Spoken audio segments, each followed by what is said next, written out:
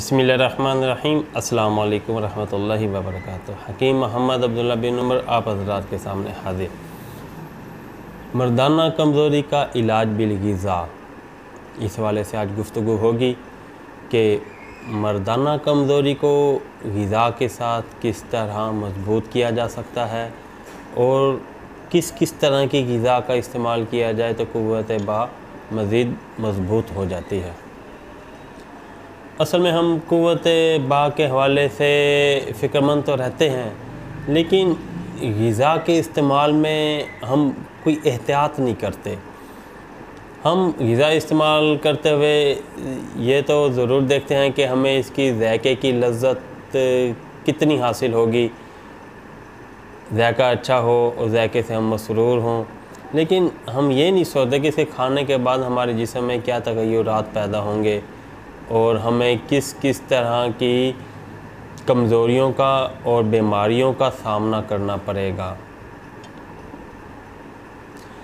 आज से करीब 30-40 साल पहले ग़िज़ा के इस्तेमाल में इतनी ज़्यादा एहतियात की ज़रूरत नहीं थी जितनी कि आज है। चूँकि आज प्रोसेस फूड का दौर है, फ़ास्ट फूड ज़्यादा इस्तेमाल की जाती हैं जो कि सरासर मुज़र सेहत हैं और इंसान के मर्दाना निज़ाम पे बुरी तरह असर अंदाज होती हैं और मैदे के भी कई अमराज इससे जन्म लेते हैं। एक वक्त था जब देसी घी का इस्तेमाल होता था घरों में, जिसकी वजह से सेहतमंदाना माहौल रहता था, लेकिन आज के जो कुकिंग ऑयल हैं सारे केमिकलाइज्ड होते हैं, जिसकी वजह से अमूमन ब्लड प्रेशर और दिल के अमराज सामने आते हैं। बहरहाल हमारा मौजू क़ुव्वत बा और मर्दाना कमज़ोरी है। मैं कबल इसके कि आपको मर्दाना कमज़ोरी के बहाली के लिए ग़िज़ा का बताऊं, पहले मैं आपको परहेज़ का बताऊंगा। जब आप इन चीज़ों से और इस तरह की ग़िज़ा से रुक जाएंगे, फिर आपको जो मैं ग़िज़ा बताऊंगा वो आपको मर्दाना कमज़ोरी में फ़ायदेमंद साबित होगी। जी, आपने सबसे पहले फ़ास्ट फूड को अपनी ज़िंदगी से ख़त्म कर देना है। पिज़्ज़े, बर्गर, शवारमे, ज़िंगर वगैरह वगैरह बहुत कम इल्ला कलील कभी महीने में एक आध बार कहीं से खा लिया तो खा लिया, वरना इसका तो इस्तेमाल बिल्कुल अपनी ज़िंदगी से ख़त्म कर दें। दूसरा, कोल्ड ड्रिंक का इस्तेमाल अपनी ज़िंदगी से ख़त्म कर दें। ये आपके हड्डियों के कैल्शियम और जिस्मानी ताकत को इंतहाई कमज़ोर कर देती है, जिसकी वजह से आप तरह तरह के मसाइल का शिकार रहते हैं। और दूसरे नंबर पे, खट्टी चीज़ों का इस्तेमाल ना करें,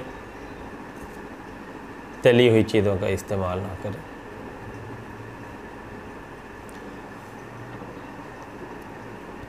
ब्रॉयलर का इस्तेमाल ना करें, फार्मी अंडों का इस्तेमाल ना करें। मटन का इस्तेमाल करें, गुंजाइश नहीं है तो बीफ का इस्तेमाल करें। जी, ब्रॉयलर सस्ता है, जिस वजह से हम, क्योंकि घर में गोश्त तो पकाना होता है, तो हम सस्ती चीज़ का सहारा लेते हुए घर में ब्रॉयलर ले आते हैं। तो हम अपने घर वालों को एग्री करें कि मेरी गुंजाइश ये है कि मैं हफ़्ते में एक बार ब्रॉयलर का गोश्त घर में खिला सकता हूँ। तो अब यूँ करें, अब हफ़्ते में एक बार ना, 10 दिन में एक बार घर में गोश्त ले आएँ, लेकिन बीफ लाएं या मटन लाएं। अगर आपको मर्दाना कमज़ोरी है, हफ़्ते में एक बार बड़े गोश्त का या बकरे के गोश्त का इस्तेमाल करें। ज़्यादा शोरबे वाला सालन तैयार करवाएं। उसके अंदर यानी कि एक बर्तन में शोरबा लेकर उसके अंदर रोटी को कूट लें और ऊपर बोटियों को रेशा करके खिला दें और ये शरीद बन जाएगी, आप इसका इस्तेमाल करें। देसी अंडे का इस्तेमाल करें। देसी अंडे से मुराद गोल्डन मिस्री मुर्गी का अंडा नहीं, देसी ही अंडा है। कच्चा अंडा दूध में डालकर इस्तेमाल करें। कम से कम 10 खजूरें डेली रोज़ाना खाएं।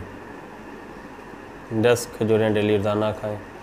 और कभी आप अंडा नहीं ले रहे तो आप 10 काले चने, 10 से 15 काले चने गिनकर आप 1 गिलास दूध में उसे अच्छी तरह बॉईल कर लें, उसको आप पिएं और चने में खा लें।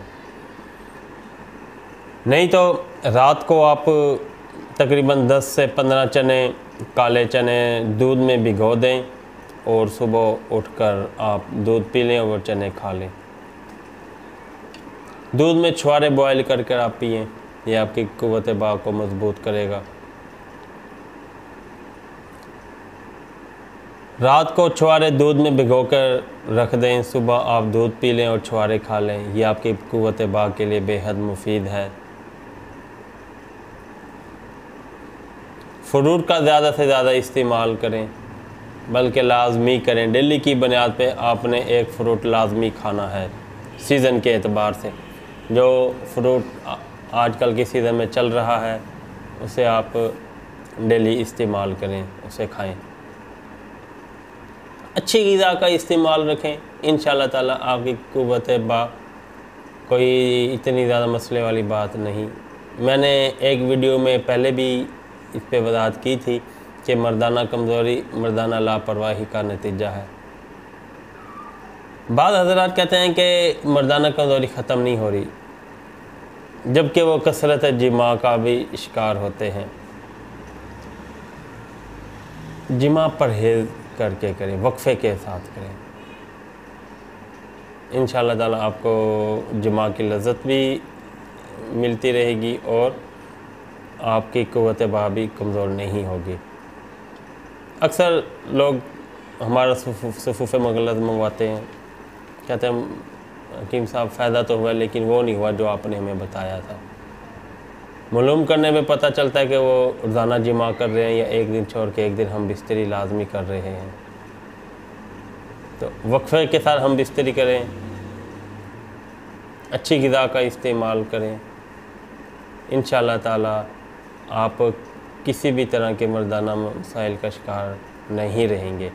सर पे तेल की मालिश ज़रूर किया करें और रात को सोते हुए पाँव की तलियों की मालिश और अपनी नाफ में भी तेल लगाया करें। अच्छी तरह मालिश किया करें पाँव की तलवों के सोने से पहले और सर पे। ये भी आपके जिस्म को ताकतवर और खुशनुमा बनाएगा और आप फरहत महसूस करेंगे।